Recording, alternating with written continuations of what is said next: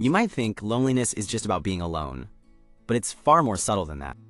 Many seniors have social engagements, family visits, and active schedules, yet that hollow feeling persists. This isn't just about feeling a bit down. This is about your health. Loneliness can be as damaging to your body as smoking 15 cigarettes every single day. That's a stark reality.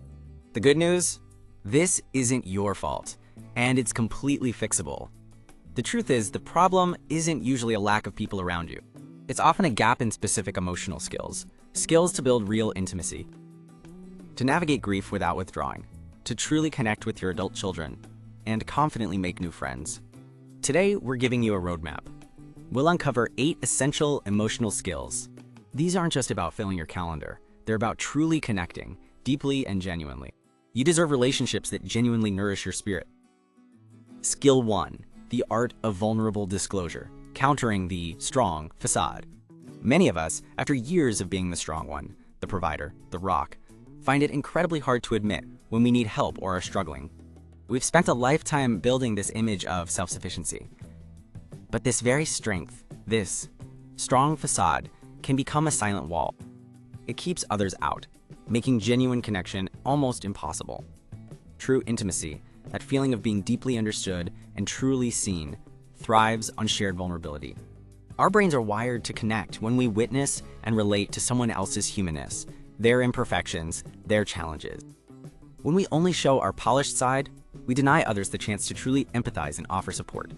This creates a psychological distance that feeds loneliness, even when people are right beside us. Take Elizabeth, a retired teacher who always prided herself on being independent. Her adult children would call, asking how she was, and she'd always say, "Oh, just fine, dear. Everything's wonderful."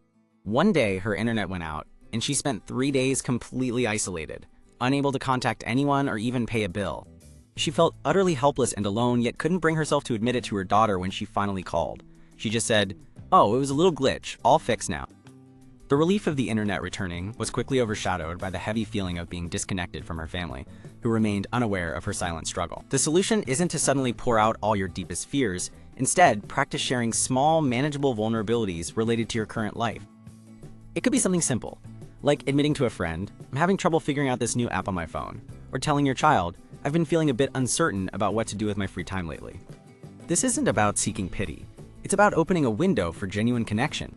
When you share these small truths, you'll feel a surprising lightness, a sense of being truly seen, and others will feel closer to you, eager to offer their help and understanding. Opening up like this can feel like a brave step, especially when we've been taught to believe that our social circles are fixed. Skill 2, managing the scarcity mindset of friendship. It's easy to believe that the window for making deep, new friendships is closed. Perhaps you feel like you've run out of time, or that no new friend could ever truly replace the ones you've lost. This feeling, often called a scarcity mindset about friendship, can be incredibly isolating. When we hold on to this belief, our minds automatically compare every new person to cherished friends from the past. It's a natural human tendency to seek comfort in what's familiar, but this constant comparison makes it almost impossible for new bonds to form naturally. You end up judging potential new connections against an impossible standard, effectively shutting down opportunities before they even begin. Think about Susan. She lost her beloved husband of 50 years, and with him, many shared social circles. Friends tried to introduce her to new people, but Susan always felt a quiet disappointment. She'd meet someone lovely, but her mind would immediately whisper, "They're not like John." She'd politely decline follow-up invitations, convinced that no one could ever fill that particular void. Susan found herself increasingly alone, trapped by her own loyal memories. The way out is to cultivate what we call an abundance mindset for friendship. This means recognizing that while no one can replace a cherished past connection, new relationships offer their own distinct and valuable joys. When you meet someone new, consciously shift your focus. Instead of searching for similarities to old friends, look for what makes this new person unique and interesting. Be fully present in the conversation, without the shadow of past relationships. Give these new connections the space and time to develop on their own terms.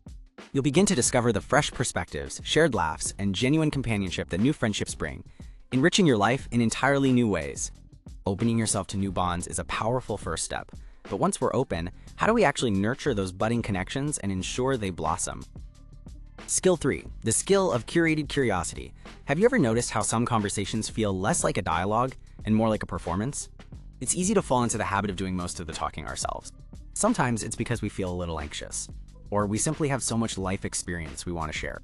But when we dominate a conversation, we unintentionally shut down the other person. This isn't about being rude, it's often a protective mechanism. We might feel a need to fill silence, or to prove our relevance in the discussion. However, when others don't get a genuine chance to share, they feel unheard. They might even assume we're not truly interested in them, creating a wall instead of a bridge. This leaves both parties feeling less connected than before. Instead, try practicing what we call curated curiosity. For your next conversation, make it your mission to genuinely learn something new about the other person. Ask open-ended questions that invite more than a simple yes or no answer. Questions like, what's been occupying your thoughts lately? Or, what's a new interest you've picked up? Then, here's the key. Embrace the silence. After you ask, pause and truly listen. Let them think and speak without interruption. You'll be amazed at the insights you gain. When you shift your focus entirely to understanding their world, people feel valued and seen. This simple shift deepens your connections and makes every interaction more rewarding for everyone. Building these deeper bonds isn't always about what we say, but how we listen. And sometimes, it's about how we ask for things. Next, we'll explore how to ask for help without burdening anyone. Skill 4, emotional neutrality and delegation, asking for help gracefully. When you need a hand, it's easy to add emotional weight to your request accidentally. Maybe you feel guilty, or a little embarrassed, asking for help with something like tech or a household chore. This isn't just about the task itself. It's about the underlying feelings you communicate. These feelings can make the person you're asking feel burdened. They might feel obligated or even a little resentful, rather than genuinely wanting to assist. This unintended emotional baggage can push people away, making them less likely to offer help in the future. It slowly builds a wall, contributing to feelings of isolation. Our brains are wired to pick up on these emotional cues. When a request is wrapped in guilt or shame, it triggers a subtle stress response in the listener. This isn't about their kindness or willingness to help, it's about the uncomfortable feeling the request creates. It drains their emotional energy before they even lift a finger, making the act of helping feel heavy. So how do you ask for help without this emotional weight? The key is simple clarity. State your need directly and calmly, without apology or lengthy explanations. Just focus on the facts of what you need assistance with. For instance, instead of saying, "I'm so sorry to bother you, but I just can't figure out this computer and I feel so useless," try this. "I'm having trouble with my computer. Could you show me how to do X?" Then, follow up with genuine, simple gratitude. A sincere "thank you, I really appreciate your help with that" is incredibly powerful. This approach transforms helping into a positive, straightforward act. It fosters relationships built on mutual respect and makes people genuinely want to help you again. You'll feel a renewed sense of calm and confidence, knowing you can get the support you need without inadvertently creating distance.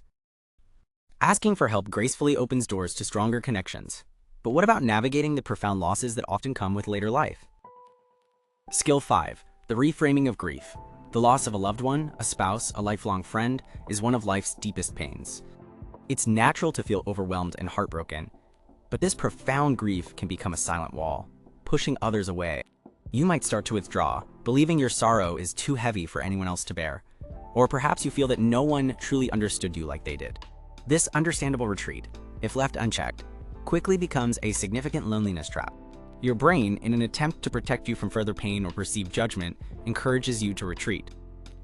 It tells you that sharing your deepest sorrow will only burden others or expose you to misunderstanding. This creates a vicious cycle. The less you share, the more isolated you become, deepening your loneliness when you need connection most. Instead, try a powerful practice called shared legacy. This isn't about forgetting. It's about transforming how you carry their memory. Start by focusing on specific, positive qualities or life lessons your loved one embodied. Then, when someone asks about them, share a short, uplifting memory or a particular lesson they taught you.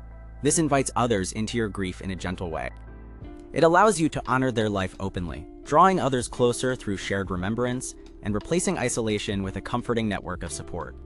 But what happens when those vital connections are geographically distant? We often rely on digital tools, yet many struggle to make those interactions truly meaningful. Now, let's talk about skill 6, the mastery of digital emotional presence. It's easy to think that just sending a text or making a quick call means you're connecting. But here's the quiet danger. You can be in constant digital contact and still feel profoundly lonely.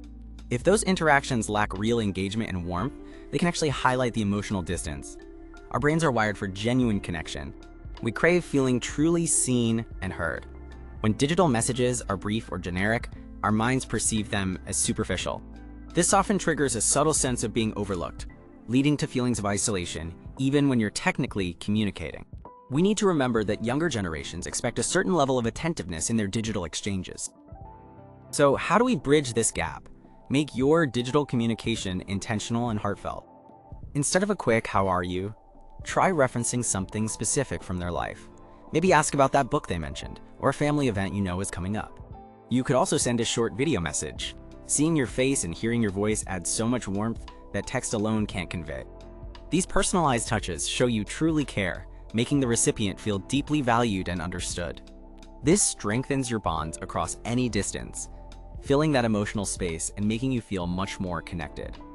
Of course, digital connection is one thing, but what about when you're actually face-to-face? That brings us to skill 7, the practice of single-focus presence. Even when you're physically there, it's easy for your mind to wander. Thoughts of yesterday's tasks or tomorrow's appointments can steal your attention. But when your mind is elsewhere, the person you're speaking with can sense it. They feel like they're not important enough to hold your full attention.